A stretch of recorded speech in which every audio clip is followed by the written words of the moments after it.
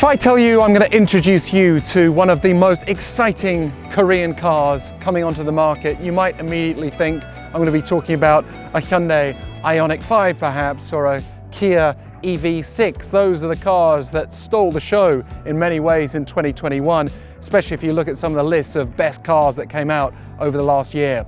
But it's the Genesis GV60, also part of the Hyundai Motor Group, that is really catching our eyes at the moment. We had to join a long list of people wanting to test drive this right here. There are these elegant touches that just elevate it a little bit, and we see these kind of jagged edges throughout the trim. To be honest, there is also that typical electric vehicle, Tesla come Kia EV6, maybe even a small hint of the Kia Niro, even though that's maybe not a flattering comparison in there. One thing that's also very noticeable from the exterior is that the wheelbase is shorter than the Ioniq 5 and the Kia EV6, so you perhaps get slightly more of a hatchback feel than you might expect with a luxury sedan, which we've seen with some of the past Genesis models. But it also, if we look at the front headlamps, you've got these two rows. This is daylight, so we can't give you the impression, but it does look really cool at night. And the Genesis logo no longer, and it hasn't been this case for a few years, do you see the Hyundai badge on a Genesis, as it did break away several years ago and is a badge in its own right. Coming round here to the wheels, 21 inches. I really like the pattern. They look sporty and also make a bold statement of their own. I've got zero complaints about them whatsoever, and obviously part of the handling experience that we just had, no problems at all.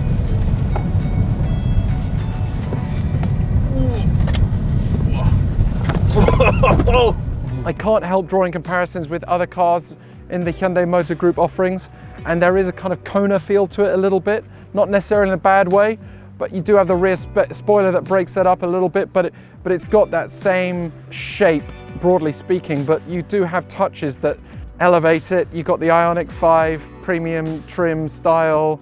As we saw in the interior already, these are all digital. And if I was to own this car, I'd set this up and you would have face recognition. So in theory, I wouldn't need a key at any stage of this process. It would just recognize me, I'd get in and drive off. I wouldn't complain about it as such. I just think it makes it just very slightly understated, but also very much part of the whole EV trend of rounded shapes. If you look at me next to it, you can get an element of size.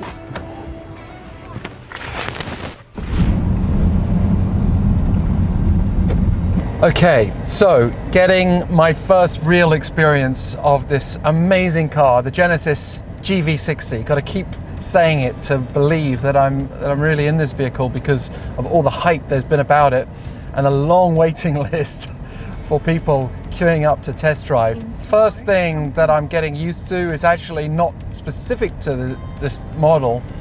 It's something that I had to get used to when I test drove the Ioniq 5 as well, the Hyundai Ioniq 5, and that is these special digital wing mirrors.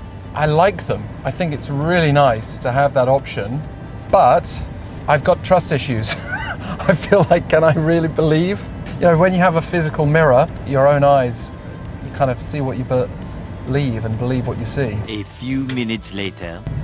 And already I feel I'm used to these digital wing mirrors now. That was the first thing that felt a bit odd. Everything else feels very intuitive. The display is really, really great. So clear, fantastic definition there. Everything else in this interior though is very much a premium, luxurious feeling. Everywhere on the interior trim, the steering wheel, again really premium but also solid in my hands. So yeah, the infotainment system, I would say it's not radically different to the infotainment system that I've witnessed in the higher trims of Hyundai models, for example. But it's great. It fits the atmosphere of this car brilliantly. It's nice to have the little touches, of course.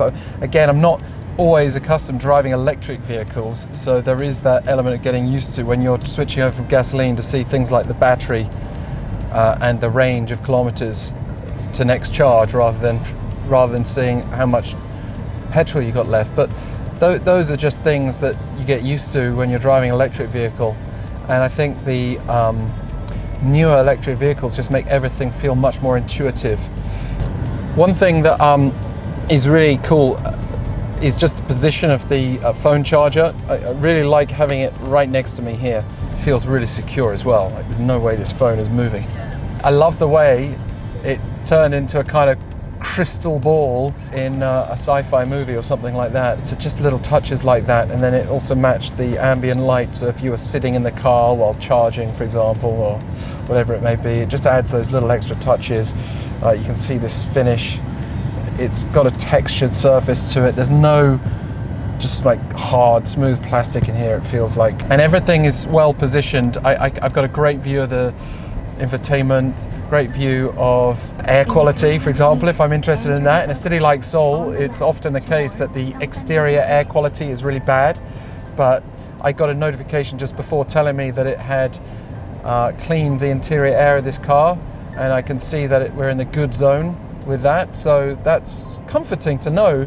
If you're driving in traffic every single day, you want to kind of know that you're breathing relatively healthy air, and a car like this is not only cleaning the air for me, but it's letting me know, giving me that kind of feedback. It feels really smooth. The suspension, the brakes, the acceleration, the handling is light. It's handling every tiny little bump in the road very, very well.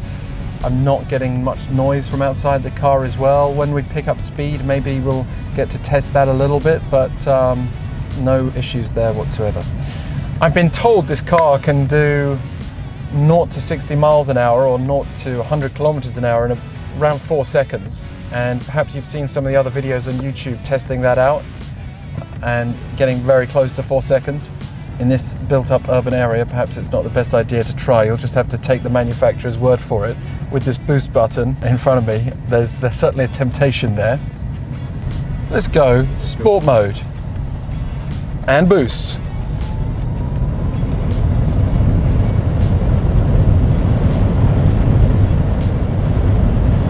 Wow. I put my foot down. There's no real sound. It's quite amazing. You don't have that electric noise that you get with some of the other EVs out there.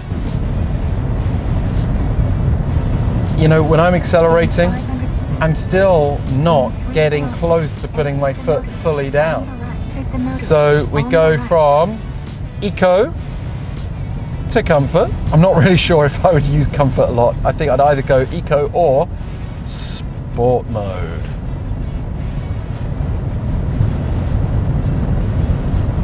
Definitely can feel that. It wants to pull forward. It wants to be a little more unbridled. Someone better tell this car that we're in the greater Seoul area, and that's not an option here. Back to eco mode and responsibility. Wow, scenery here is really cool, by the way, just as an aside. The river is frozen, and relationship with North Korea is frozen as well. We could become a news story if we're not careful, because we are driving straight for the North Korean border. Once we get there, the options are going to become very limited. You can see military guard posts everywhere. This is a very sensitive area because it's very close to the North Korean border. The road will end, literally. In the future, maybe that's the point where everything will open up. Can you imagine a future in which we'd just be able to drive into North Korea via this road? It's completely off the table, and we're gonna hit a barrier. Okay, so now we're on the expressway, passing along the Han River. I think we can play around with some of the features that help you, in theory, with the driving experience. Things like lane keeping assist, that every time you step into a car with that facility, you're wondering, is it really as convincing as they're claiming it's going to be? Because sometimes I've been in cars where it's supposed to keep me in the lane, but you know, if I hadn't put my hands back on the steering wheel, it would have let me drive into another car or into another lane. So let's just see.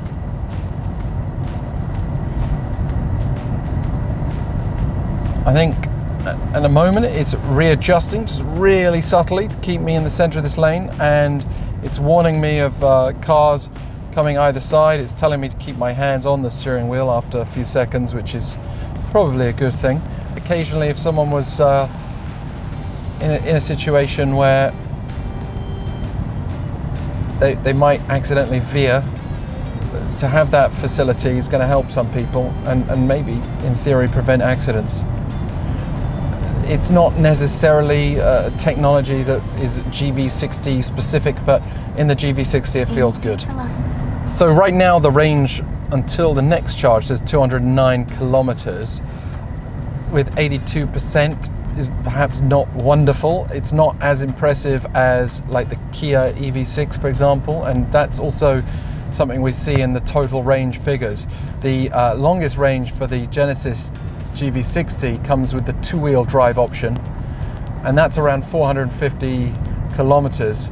This higher performance with all the bells and whistles is less than 400 kilometers for the range. Now that is according to Korean data, which sometimes does come up a little shorter than when you see the global figures, but nonetheless it's not necessarily a car you would get for maximum economy, maximum efficiency. People perhaps more likely to spend $8,500 US less to get like the Kia EV6 or perhaps an Ioniq 5. But within the Hyundai Motor Group empire, this Genesis GV60 is all about that extra element of luxury, that extra element of comfort, style, and yes, even performance, perhaps especially performance with this boost button and sport mode, that if you're choosing those options, you're not necessarily thinking, oh, can I do more than 500 kilometers in one charge? You know, it's not that. That's not the goal for this car. But still, it's not bad, and you're getting for just over, you know, the price starting at just over $50,000 US in the Korean market. That's,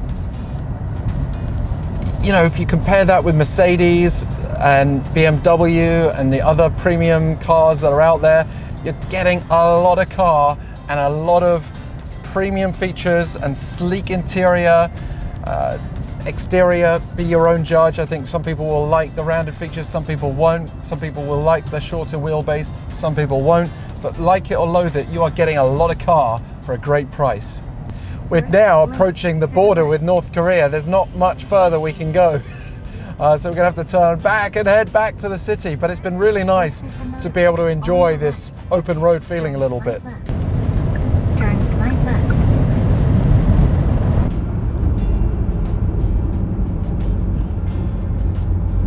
Meters after roundabout. Right, so I'll let you guys count. Take a look at the speedometer here. We're aiming to get to 100 as quick as possible, okay? 3, 2, 1, and we're already there. One is full. That's right, full. 4 Yeah, seconds. yeah. I think they weren't lying. Feels very stable though. It didn't feel like we're in any danger of losing this wonderful smooth balance that this car has offered so far. And here we are at Imjingak, which is a very popular place to come and view North Korea from an observation point. And there's a lot of stuff going on here to kind of express hope of unification. It's a real symbolic place at the moment because you can't get any further, unfortunately.